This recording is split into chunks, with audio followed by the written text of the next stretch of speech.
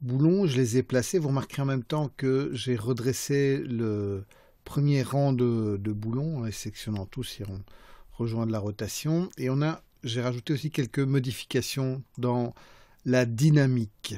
Alors, donc ces modifications, si je prends le premier boulon et que je vais dans son onglet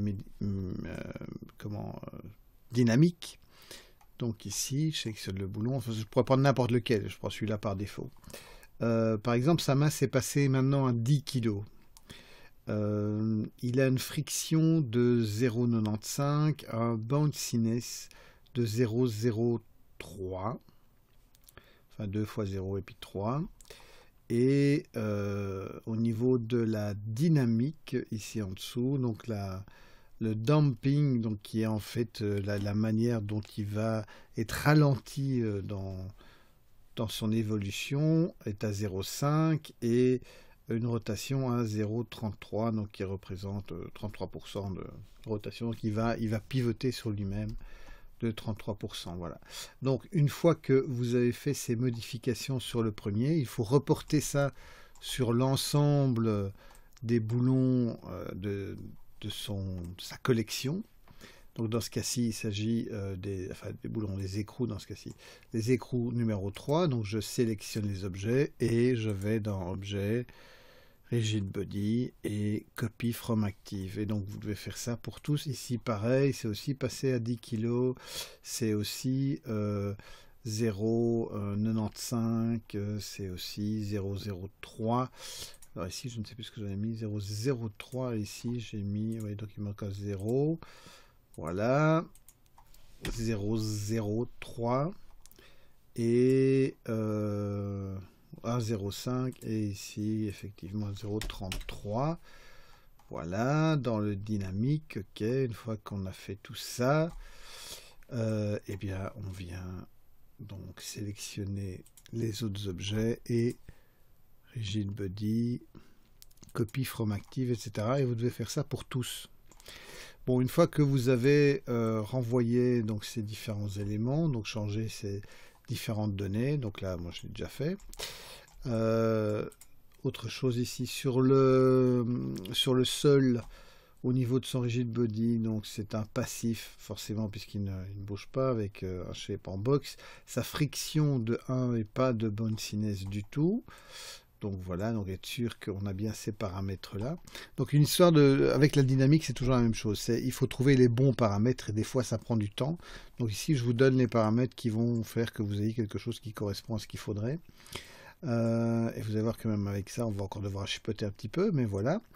Et donc pour ne pas passer des heures à chercher ça, utilisez ces données que je vous donne là.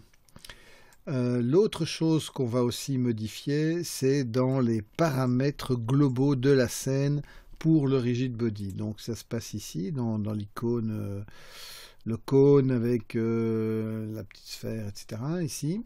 Donc dans les paramètres de gravité, j'ai mis une gravité à moins 100. Donc normalement c'est 9,81 la gravité sur la Terre. Donc là je l'ai triché en maximum.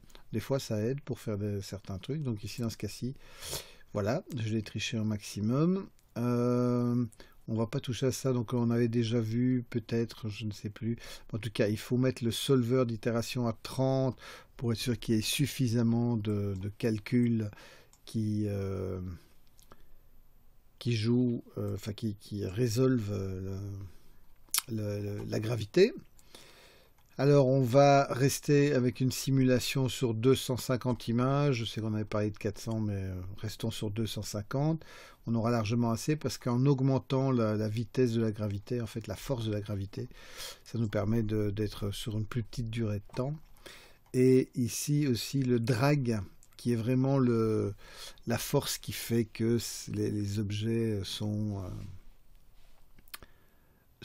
comment dire, sont freinés les uns par rapport aux autres. Je l'ai placé à 10, de manière à ce que les objets restent plus l'un sur l'autre. Voilà, donc une fois que vous avez fait tout ça, on peut lancer la simulation. Donc ça se lance en jouant, en faisant le play. Et vous devriez avoir quelque chose qui ressemble à ceci. alors ça va tout le temps bouger. Donc, je ne vais pas dire que c'est normal, mais ça se passe comme ça. Et l'idée, c'est qu'on va faire un bake de cette simulation et à un moment donné, on va l'arrêter. Et ça va s'arrêter de bouger. Voilà. On va décider qu'on n'ira pas plus loin et que les objets seront immobiles. C'est un peu comme si, voilà, maintenant j'arrête mon truc et les objets sont dans cet état-là. Alors il faudra un petit peu replacer 2-3 objets qui sont mal placés parce que voilà, ou qui flottent ou qui sont dans un rebond, je ne sais pas. Mais en tout cas, ce sera un travail minimum à faire. Ok, donc une fois qu'on a ça, l'idée est maintenant de passer justement au bake de la simulation. Donc si vous venez ici dans les... Si vous regardez dans les Rigid Body World, donc je suis toujours dans cette icône-là, vous avez le bake. Vous avez le bake all dynamique, c'est un peu ça l'idée. Donc si vous cliquez sur cet objet-là, ce bouton-là, il va calculer l'ensemble jusque 250. Alors vous ne voyez rien, mais il calcule. Il est en train de mettre en mémoire, donc c'est normal que vous ne voyez rien. Bougez, je veux dire. Voilà, et maintenant, si je descends là, l'animation est effectivement là. Et si je prends n'importe quel objet, eh bien cet objet, il est... comment je suis sûr de son mouvement, il sera tout le temps le même. Donc ça, c'est un premier truc. J'ai fait un bake de la simulation. Donc ça, c'est quelque chose qui fixe la simulation. Il ne va pas devoir chaque fois, et surtout je peux me promener dans ma timeline et chaque fois avoir le même résultat. Donc ici, j'ai toujours quelque chose d'assez fiable. Il a mis en cache. Maintenant, l'idée, c'est que je voudrais transformer tout ce mouvement en clé d'animation. Donc ça, c'est un peu autre chose. Donc pour ça, il faut que je sélectionne mes différents objets. Donc je vais me placer dans une vue qui va me permettre de tout sélectionner, parce que ça va jouer sur tout ça. Et là, je vais aller faire un bake de la simulation. Donc, bake to keyframe, donc dans Rigid Body, bake to keyframe. Donc là, le travail est un peu différent. Enfin, c'est comme le cache, mais ça va vraiment mettre une clé par image pour la simulation. Donc, je fais OK. Et là, il va calculer. Ça va prendre un peu plus de temps parce que chaque fois, il va mettre une clé d'animation. Donc voilà, les clés sont calculées. Maintenant, quand je sélectionne n'importe quel objet, on voit il y a toute une série de clés. Et donc à partir de là, oui, en même temps, on voit il y a quelques objets qui passent en travers. Donc ça, c'est des erreurs de simulation. Ça arrive toujours, donc ça, on ne peut pas toujours tout avoir à 100%. Mettons que je vais me dire que ici c'est bon. Allez, à 110. Voilà. Eh bien, je vais sélectionner l'ensemble des objets. Je peux faire A, voilà, et deleter toutes les autres clés. Delete keyframe, voilà, ok, le delete n'a pas fonctionné, mais delete keyframe fonctionne bien. Et donc là, à partir de là, il n'y a plus rien qui bouge. Donc ça bouge avant, et puis ça s'arrête de bouger. Je reviens sur mes iPoly. Donc là, on va un petit peu s'intéresser à comment en faire quelque chose d'intéressant. Alors, on a des objets ici, et ce serait bien si on pouvait un petit peu les abîmer, leur donner un peu de texture, un petit peu de crasse, etc. Enfin, ce genre de choses. Alors, comment est-ce qu'on va faire? Donc, on va voir au niveau de leur dépliage UV. Donc si je sélectionne l'ensemble de mon objet ici, il n'a absolument aucun dépliage UV. Donc ce que je peux faire, c'est U pour rentrer dans le UV mapping et aller faire par exemple un Smart UV Project. Donc Smart UV Project, ça veut dire que il va lui-même décider de comment il le coupe. Et il le coupe voilà, en fonction de différents paramètres. Donc ça peut être intéressant pour dire d'enregistrer certaines choses. Et notamment si on joue, on va voir avec un truc qui s'appelle la curvature pour donner un petit peu de crasse à l'intérieur du boulon. Et donc on va sur base de ça pouvoir générer une map et utiliser cette... On va faire pareil sur le boulon, c'est pour ne pas commencer à passer trop de temps à les déplier en UV. Donc si je sélectionne l'ensemble, on voit ici on a déjà quelque chose d'assez propre. Si je fais un autre Smart UV, pour voir ce qu'il va faire à la place, c'est peut-être un peu mieux comme ça. Voilà. Alors, je vais quand même refaire une fois encore Smart UV. Donc chaque fois qu'on le fait, il va... Et je vais juste donner de l'espace entre les différents îlots d'UV.